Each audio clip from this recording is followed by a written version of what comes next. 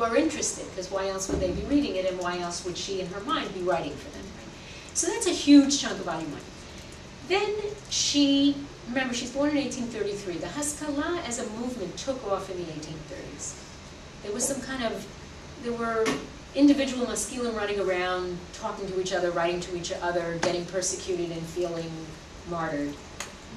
But in the 1830s, the Russian government took the Haskalah under its wing and backed it. And that is what set it off as a movement. And so stuff starts to happen by the end of the 1830s. And she's born in 1833, so stuff's happening in 1839, 1840. She's old enough. And she writes about it. So there's this extremely important chapter in Russian Jewish history, modern Jewish history altogether, where a German Jewish rabbi at the age of 22, 23, named Max Lilienthal, is invited by the Russian government to come to the Pale to import enlightenment for the benighted Jews of the East, and to go around and make a circuit of the Pale and go to the communities and kind of talk to them about how they should all become enlightened. And by the way, if you don't, things will not go well for you. So Lilienthal is a huge name in Russian Jewish history. He came to the communities. The communities were very, very frightened of this. They distrusted the government with good reason. And they distrusted him as an agent of Russian government policy. And we have lots of stuff that's written about this. Well, he came to Brisk. And her father took his sons-in-law, who are supposed to be studying Talmud under his roof, at his expense, to see the guy. The mother is opposed. The mother thinks all of this is bad and will lead to worse, and doesn't want it. To which she says, the father says, if I don't take them, they'll go on their own, and I want to hear what he has to say. Furthermore, Wengerov tells us that the father himself was very distressed at the state of Jewish education in the Chadarim, the traditional Jewish schools, and wanted improvements. So there's a kind of bridge between at least some of what the Enlightenment, the Haskalah, was about, and a lot of what they were about is reform of the curriculum of the traditional Jewish school and the pedagogy of it, both. And he is he's open to that, which is consistent with her saying that he went to the yeshiva of Oberlin, where they hated Haskalah. I don't mean to mislead, they hated it, but where they, for different reasons, severely critiqued the way Jewish education was being handled, including in the yeshivas. And so there's this, so the father does this. So what we see already is, first of all, she depicts traditionalism very, very richly. It's beautifully written. She's a great writer, and it's dramatic, and it's great. But then she depicts the inroads, the encroaching wedge of modernity and its destruction, its threat to traditionalism. And we see this in the mother's fear of it. And the father is open to it up to a point, not to exaggerate or distort his position, but he's open to certain aspects of it. The mother is absolutely not. And so we see the kind of the beginnings of a tear in the woven fabric of Jewish traditionalism already in this family, and we see it cited, S-I-T-E-D, in a gendered split, where the mother is this bastion of traditionalism and is fearful of modernity and just is going to, stand her ground in the fort, keep it out. And the father has, frankly, a more nuanced position. So we get that. And then we get some other stuff in Volume 1 about various czarist decrees and other things that are extremely interesting. And then she ends Volume 1 with a description of a czarist decree that forced the Jews to stop wearing traditional Jewish clothing. She gives us a massive description of what traditional Jewish clothing was like for men and for women. It's an extraordinary portrait. And then she says, and all of this, because the Jews resisted it, and then there were horrific abuses that they were subject to by czarist police if they were caught out in traditional Jewish dress. All of this, she says, was just a harbinger, a glimmer of the storms that were brewing in Russian Jewry. That's how she ends Volume 1. That's what I say, is that an ending to Volume 1? No, that's And now, tune in next week.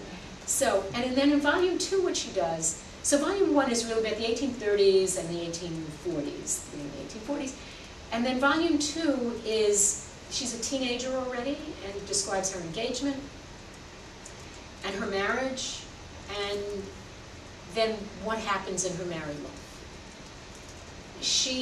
There is an arranged marriage between her and Hanan Wengerhoff, who comes from, how do I get rid of this? I know how to get rid of this.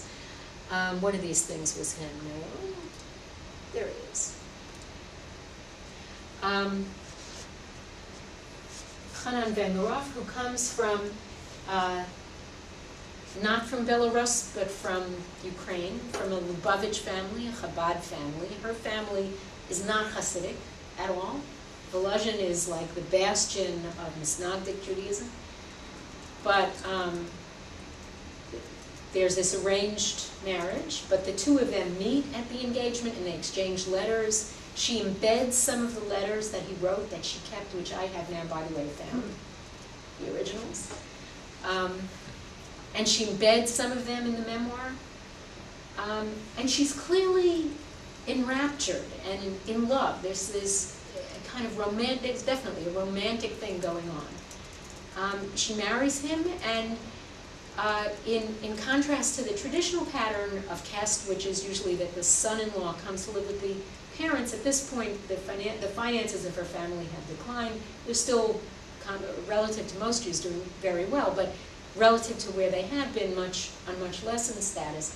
I'm pretty sure that's why, that rather than he coming to her, she goes and lives with his family. And they're there for about 4 years, and she describes what it's like, the town and the family, and getting used to living with in-laws, because they live with them. And he's supposed to be studying Talmud. And he goes off to see the Rebbe, and she writes of him as a very idealistic, very fervent, religious young man, and he goes off to see the Rebbe. And she says he comes back and something terrible has happened there, and he never says what. But he is profoundly disillusioned. His faith has been knocked out of him. And he comes back, and he just is not fervent anymore. He continues in the behaviors, but the fire isn't there anymore. And then starts some behavioral infractions. Traditionally, Jewish men just grow a full beard. They don't trim it. It just, whatever grows, grows. And it's one of the ways that Jews recognized each other and non-Jews recognized Jews. Other men might be wearing beards, but this is a typical way for a Jewish man to look. And the traditional dress, which he describes at the end of volume 1, is this kaftan, this long coat. Right? So he trims his beard, and he wears a short jacket. That's a very clear signal that something major has gone on with him religiously and culturally. He's signaling that his orientation is no longer toward traditional Jewish society and culture, but somewhere else. It scandalizes her, it horrifies his parents, and they start fighting over it. And she says the fervor is gone. He would still study Talmud, but it's just not there. The fight starts, she talks about it, and then whether because they were sick of fighting with him, or schon Zeit, as they say in Yiddish, enough already, they've been there for 4 years, we're going to set you up in a business, out. In any case, out, 4 years. And they start wandering, and that's, they start. And they go to various different places. They set them up with a liquor concession, which is very typical Jewish economic activity in the Pale. Jews were given concessions to brew and distill and sell the stuff. They would basically lease the concession from the government, and then whatever they made off it, that's what they made. And that's what they do. For a variety of reasons, he doesn't make a go of it readily. So he can't make a go of it here. They move. They move around. They end up in some of the most important place names of the Jewish Pale of culture. Kovno, Vilna,